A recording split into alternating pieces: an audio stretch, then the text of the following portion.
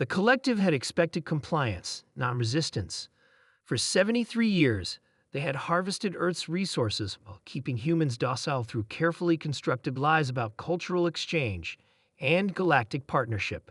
The truth was far simpler. Earth was merely another conquest in their millennia-long expansion. Captain Jack Reynolds stared at the holographic display showing the collective flagship in orbit. His weathered face, lined with decades of quiet rage, reflected the blue glow of the screen. The underground bunker hummed with activity as operators monitored transmissions from their hidden network of satellites, technology the aliens didn't know humans possessed. They're beginning the Phase 3 extraction, Lisa Martin announced, her fingers dancing across the control panel.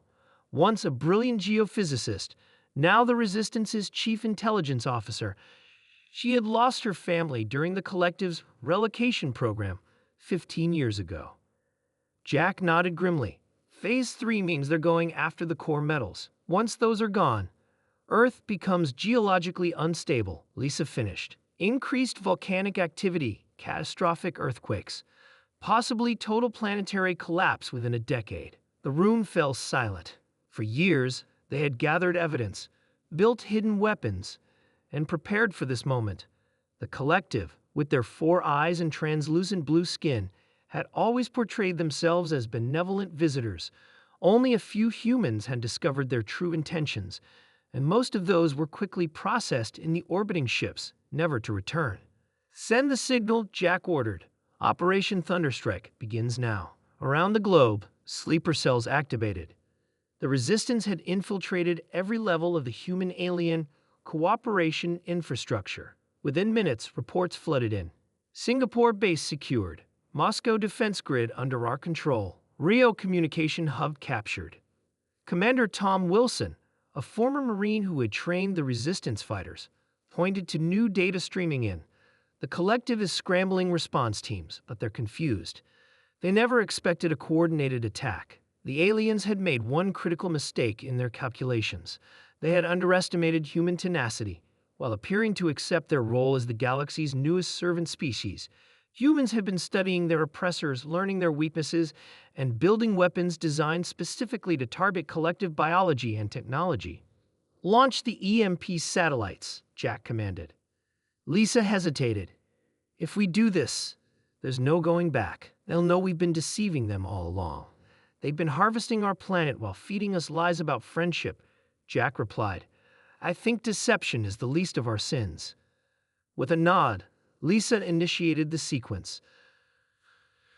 12 stealth satellites that had been positioned over the years activated simultaneously, releasing electromagnetic pulses calibrated to the specific frequency of collective technology. Above Earth, chaos erupted. The alien ships, suddenly disabled, drifted in orbit. Their internal systems, dependent on a unique crystalline technology, shattered under the precisely targeted pulse. Through the Resistance's hijacked video feeds, the humans watched as the collective forces panicked. The aliens had never encountered a species that fought back effectively. For thousands of years, they had followed the same playbook: arrive, present themselves as advanced benefactors, slowly extract resources while keeping the native population complacent, then leave the husk of the planet behind. Their combat capabilities had atrophied. Why maintain expensive military forces when psychological manipulation worked so efficiently? "They're sending a distress signal," Lisa reported, her voice tight with tension. On screen, the massive collective flagship was attempting to restart its systems.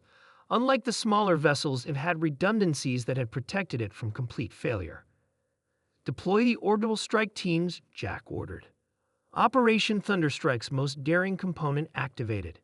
5 seemingly ordinary shuttle transports, ostensibly carrying processed minerals to the collective, revealed their true purpose. Hidden compartments opened and teams of Resistance fighters emerged, armed with weapons specifically designed to penetrate collective armor. The aliens had never imagined that humans would develop technology in secret. They believed their monitoring systems caught all research and development. They never considered that humans would create underground facilities shielded from their sensors, or that human scientists would work tirelessly to understand and counter alien technology. The collective's complacency became their downfall. "They're retreating," Tom exclaimed. As data flooded the screens, the secondary ships are abandoning orbit. The Resistance fighters had boarded the flagship, heading straight for the command center. The aliens, unused to direct combat, were falling back in disarray. Their translucent skin, an evolutionary adaptation for camouflage on their homeworld, offered no protection against human weapons. "Send the message," Jack said quietly. Lisa activated the universal translator they had reverse-engineered years ago. Jack stepped forward, his voice steady as he addressed not just the flagship, but all collective vessels in the system. "This is Captain Jack Reynolds of Earth. You came to our world under the pretense of friendship while slowly killing our planet. You believed us too primitive to understand or resist. That was your mistake. We are giving you one chance. Leave our solar system and never return, or we will continue this fight to your homeworld, if necessary. Earth is now aware of the galaxy, and the galaxy should be aware of us." The response was immediate. The collective ships, those still capable of interstellar travel, began jumping away from Earth orbit.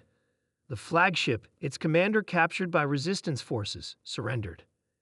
As celebrations erupted around the globe, Jack stared at the view screen, watching the last alien ships flee. "Send word to our allies on the other harvested worlds," he said to Lisa. "Tell them it's possible to fight back."